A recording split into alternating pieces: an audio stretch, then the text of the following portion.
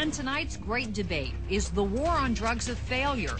We have 800,000 Americans arrested last year simply for possessing a joint. President Obama's drug czar says legalization is not on the table. But could it solve America's drug and crime crisis? This is your only source for news. CNN Primetime begins now. Here's Campbell Brown.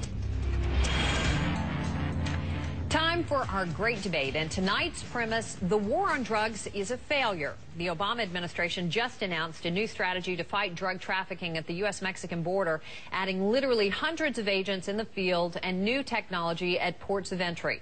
But critics say it's all basically for a lost cause. So joining us to debate, CNN political contributor Bill Bennett, who is the host of the national radio talk show Morning in America. He was also the nation's drug czar under President George H.W. Bush, and officially that is the director of the Office of National Drug Control Policy, and he says we can win the war on drugs. On the other side of this, Ethan Nadelmann, who is founder and executive director of the Drug Policy Alliance, which works to promote new drug policies and alternatives to the current battle that we are fighting, the war on drugs. So we want your opinion, too. We should add, vote by calling the number on the bottom of your screen. First, though, we're going to have opening statements from each. We have 30 seconds on the clock here, gentlemen.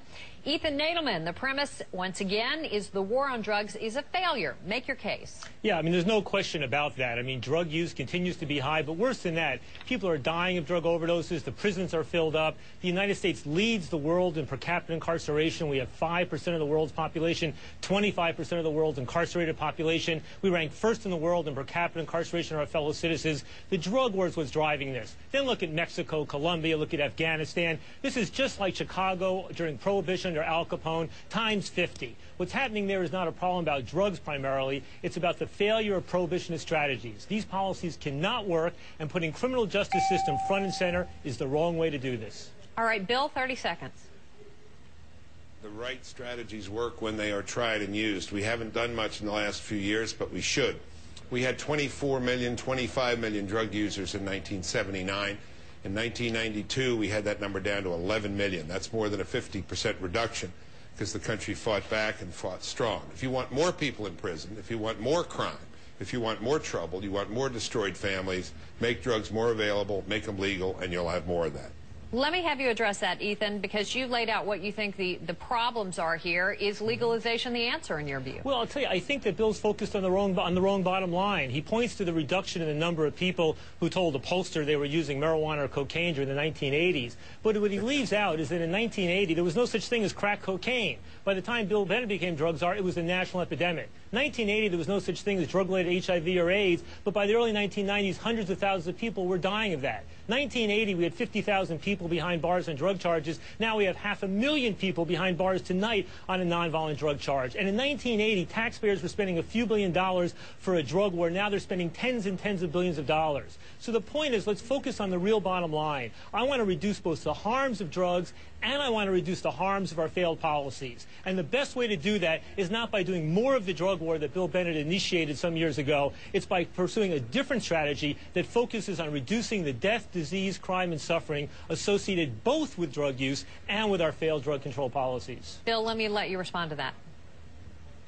Yeah, well, there's a lot there, but there's a huge, at the heart of it is a huge non sequitur, because Ethan is saying we didn't have crack cocaine till the 80s and other problems till the late 80s. That's precisely the time when this country got most alarmed and pushed back the hardest and had the most success.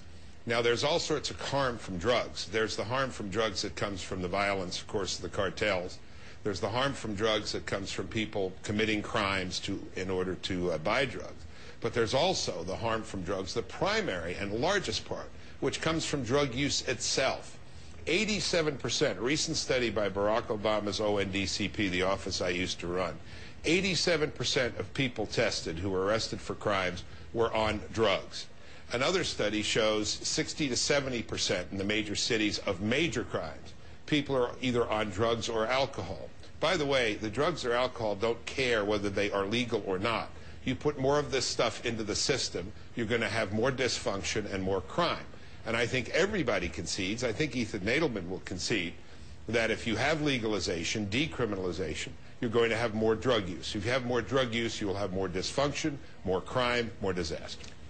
Ethan? Yeah, well, I'll say let's just focus on the one area where I and Bill are clearly in disagreement and where I and my organization are clearly in the favor of treating an illegal drug more like a legal drug, and that's with respect to marijuana. Right now, 40% of Americans say it should be legal, 50% of Democrats, independents, people under the age of 30, and a growing number of people out west in this country, right? We have 800,000 Americans arrested last year simply for possessing a joint. That's almost 40% of all drug arrests. We're spending $10 to $20 billion a year to enforce marijuana laws when instead we could be earning $10 to $20 billion in tax revenue. When people say that if you make marijuana legal, it's going to make it more available to kids, I say look at the evidence. 3 national polls consistently show that young people say it's easier to buy marijuana today than it is to buy alcohol. So if we make marijuana legal, we'll reduce by hundreds of thousands the unnecessary arrests. We'll reduce taxpayer money down the drain by tens of billions. We'll bring in much needed revenue. Young people will not be at risk because the laws have failed so far. Seems to me it's a win-win-win all around. Bill, let me have you respond to that narrowly, because he's only talking about legalizing marijuana, not all drugs. Yeah, the argument shifts. It usually tends to shift in these debates. But let's remember that marijuana is the most abused drug by young people. Now, the argument that because some people in some neighborhoods find marijuana more available than alcohol, therefore let's make it even more available, I just don't see the logic of that. People, by the way, get in an awful lot of trouble with alcohol. Now we can double or triple that trouble. I have been in these forums all over the country, Campbell. You go to the universities, you talk to some of the intellectuals, they want to talk about the legalization of marijuana. Let me tell you where you don't hear this argument or plea. You don't hear it in the rehabilitation wards. You don't hear it in the inner cities. I never heard this argument in 110 inner cities I visited. And you don't hear it from parents and families where they've had to deal with this problem. Marijuana is the single most prevalent drug that is involved in drug treatment right now. More kids are screwed up because of marijuana than any other drug. I see no reason to make it more accessible, to give more permission, and to make it cheaper and increase use. I just see no reason. Ethan, very quickly, I just have to say, Bill is wildly out of date when 40% of Americans say that it should be legal right now. That's among all groups of population, including people in recovery, Bill. Bill, I did not interrupt you. Please be so polite as to allow me to speak. In this case, marijuana is popular. We've had the current and last past presidents use this at this time. So I think the notion that marijuana is this wildly dangerous drug, Bill's wildly out of touch in this regard, and it's why young people are laughing at the message we heard being stated by people like William Bennett and his successors. Okay. Let me take a... You can laugh all you want, but talk to the parents. Yeah, Bill, I talk to the parents every single day, Bill, and the parents don't want their kids being arrested for marijuana. The parents' opinion is not your opinion, Ethan. And the parents don't want their kids being arrested for marijuana. On this point, I think we can agree that you both clearly disagree, but what we're going to try to do is what we do on this program every night, try to find a little common ground, an area or policy that you can agree on as we move forward. We're going to take a quick break. We'll be right back with Common Ground. And we are back with tonight's great debate premise. The war on drugs is a failure. CNN political contributor and former national drug czar Bill Bennett says no, there is still hope there. Ethan Nadelmann from the Drug Policy Alliance says yes. We are looking now for common ground between the two of you. Ethan, where do you think that you and Bill Bennett can agree on this issue? Well, I'm encouraged that Bill is having this debate right now, and that makes me wonder whether he'd agree that it would be important to have a serious national debate around the issue, at least, of ending marijuana prohibition. Bill, what do you think? Yeah, sure, we can have that debate. We've had it for a while. It's actually been going on for a long time. No, Bill, I mean at another level. Bill, I mean at another level. I would hope. I didn't don't interrupt me. All right, let him make his point, Ethan. I respect it. Come on, Ethan. I respected your request not to interrupt.